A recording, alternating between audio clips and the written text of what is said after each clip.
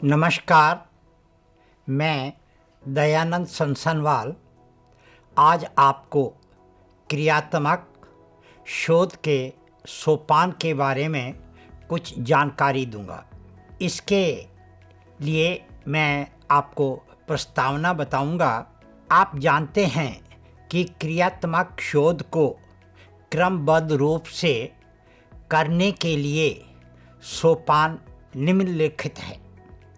पहला, समस्या की पहचान यानी आइडेंटिफिकेशन ऑफ प्रॉब्लम। दूसरा, परिकल्पना बनाना, फॉर्मुलेशन ऑफ हाइपोथेसिस। तीसरा, शोध प्रविधि, मेथोडोलॉजी। और चौथा, पद्धतियों का एकत्रीकरण यानी डेटा कलेक्शन। और अंतिम है इसमें पद्धतियों का विश्लेषण यानी डेटा एनालिसिस। आइए अब हम एक एक करके इन हर एक के बारे में जानकारी प्राप्त करें। पहला था समस्या की पहचान करना अर्थात आइडेंटिफिकेशन ऑफ प्रॉब्लम। इस सोपान के अंतर्गत 3 कार्य करने होते हैं। एक, सबसे पहले अध्यापक या शोधकर्ता एक समस्या या चर का चयन करके जिस पर वह क्रियात्मक शोध करना चाहता है। चर के चयन के पश्चात समस्या का कथन लिखना आवश्यक है। इसके बाद समस्या के कथन से संबंधित उद्देश्य लिखने चाहिए। जब अध्यापक या शोधकर्ता उपरोक्त लिखे तीनों कार्यों को पूर्ण कर लेता है तो समस्या की पहचान का सोपान पूरा हो जाता है।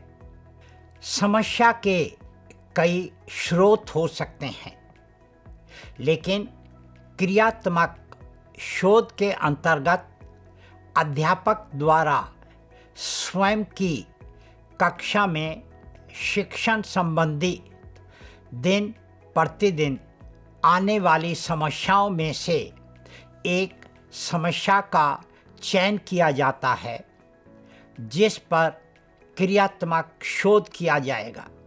समस्या के चयन में अध्यापक की अहम भूमिका रहती है। समस्या का दूसरा नाम चर है, इसलिए समस्या की पहचान के अंतर्गत ही चर या चरों का निर्धारण किया जाता है। समस्याएं विभिन्न क्षेत्रों से हो सकती हैं, जैसे कि विद्यार्थी का स्कूल में देर से आना, विद्यार्थियों द्वारा छोटी छोटी चीज़ें चुराना, विद्यार्थियों में अनुशासनहीनता, विद्यार्थियों की कुछ विषयों में अभिरुचि न होना, विद्यार्थियों का स्कूल से भाग जाना, विद्यार्थियों द्वारा स्कूल की वस्तुओं को तोड़ना, विद्यार्थियों का कक्षा में ध्यान न देना, विद्यार्थियों की शैक्षिक उपलब्धि, विद्यार्थियों का गणित विषय में असफल होना, विद्यार्थियों की मात्रा संबंधित गलतियां होना इत्यादि हैं।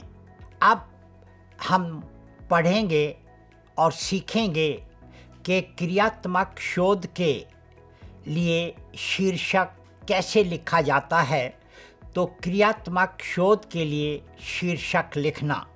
चर के चयन के पश्चात क्रियात्मक शोध के लिए शीर्षक लिखा जाता है।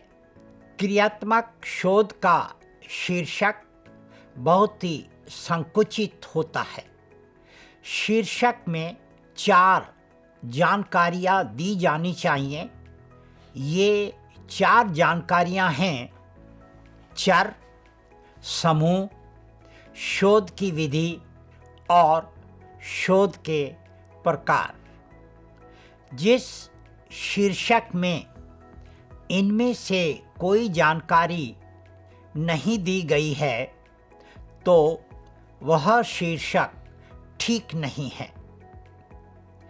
इनको ध्यान में रखते हुए निम्न 4 समस्याओं के कथन दिए हैं जो कि क्रियात्मक शोध के लिए उपयुक्त हैं। 1. अध्यापक जब भी क्रियात्मक शोध करें तो उसे नीचे दिए गए समस्या कथन के समान ही समस्या का कथन लिखना चाहिए। शासकीय माध्यमिक विद्यालय नंबर 1 के 9वीं कक्षा के विद्यार्थियों की गणित में उपलब्धि पर गणित शिक्षण में सहायक सामग्री के प्रभाव का एक अध्ययन। उपरोक्त समस्या कथन 1 में गणित में उपलब्धि एक चर है। शासकीय माध्यमिक विद्यालय नंबर 1 के 9वीं कक्षा के विद्यार्थी एक समूह है जिस पर क्रियात्मक शोध किया जाएगा। इस शोध में सहायक सामग्री एक उपचार है। इस शोध में क्वांटिटेटिव डेटा प्राप्त किया जाएगा। इस शोध की प्रयोगात्मक विधि होगी। इस क्रियात्मक शोध के कथन में 4 चर, समूह, शोध विधि एवं शोध के प्रकार के बारे में जानकारी दी है, इसलिए कथन नंबर 1 उपयुक्त है। दूसरा, केंद्रीय विद्यालय नंबर 1 नई दिल्ली के कक्षा 9वीं के विद्यार्थियों के तनाव पर योग के प्रभाव का एक अध्ययन। समस्या कथन नंबर 2 में तनाव एक चर है। केंद्रीय विद्यालय नंबर 1 नई दिल्ली के कक्षा 9वीं के विद्यार्थियों का एक समूह है जिन पर क्रियात्मक शोध किया जाएगा। इस शोध में योग एक उपचार है। इस शोध में मात्रात्मक पद्धति प्राप्त किए जाएंगे। इस शोध की प्रयोगात्मक विधि होगी। इस क्रियात्मक शोध के कथन में चर, समूह, शोध विधि एवं शोध के प्रकार के बारे में जानकारी दी है, इसलिए कथन नंबर भी उपयुक्त है। तीसरा, डेमोन्स्ट्रेशन स्कूल क्षेत्रीय शिक्षण संस्था भोपाल के 8वीं कक्षा के विद्यार्थियों की हिंदी में उपलब्धि पर कक्षा कार्य के प्रभाव का एक अध्ययन। समस्या कथन नंबर 3 में हिंदी में उपलब्धि एक चर है।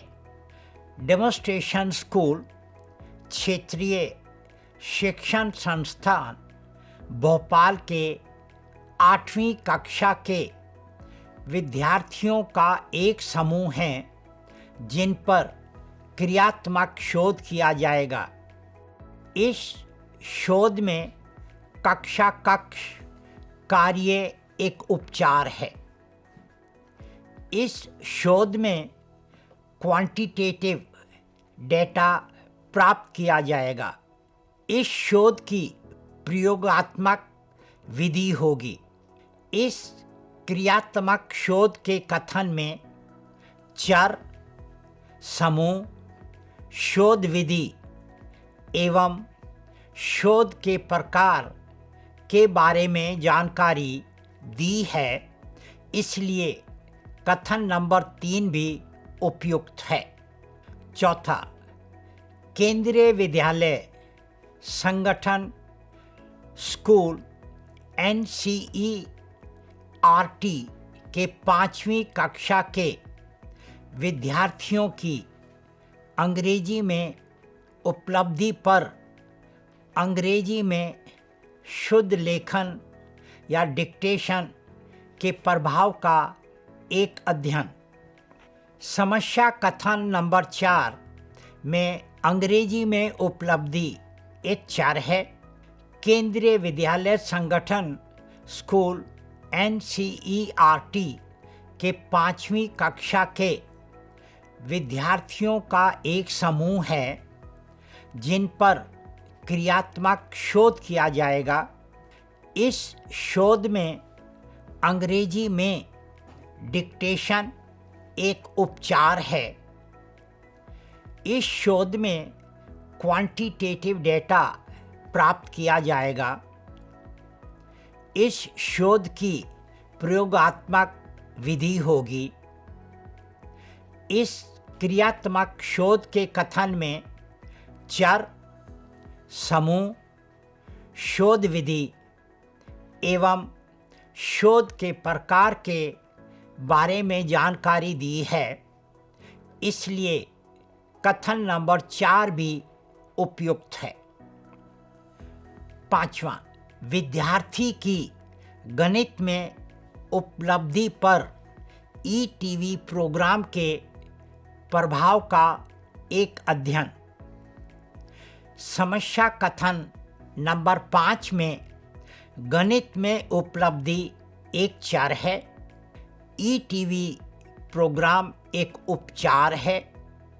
शोध किस पाठशाला एवं किस कक्षा के विद्यार्थियों पर किया जाएगा यह शीर्षक से स्पष्ट नहीं है, क्योंकि यह जानकारी शोधकर्ता ने शीर्षक में नहीं दी है।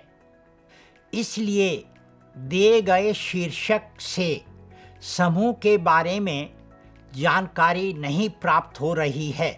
इस शीर्षक से चर और उपचार की जानकारियों का पता लग रहा है, लेकिन समूह से संबंधित जानकारी का पता नहीं चल रहा है। इसलिए क्रियात्मक शोध का उचित शीर्षक नहीं है। अतः इस तरह से क्रियात्मक शोध का शीर्षक नहीं लिखना चाहिए। धन्यवाद। अगर कोई आपको स्पष्टीकरण या कोई भी क्वेश्चन पूछना हो तो आप पूछ सकते हैं।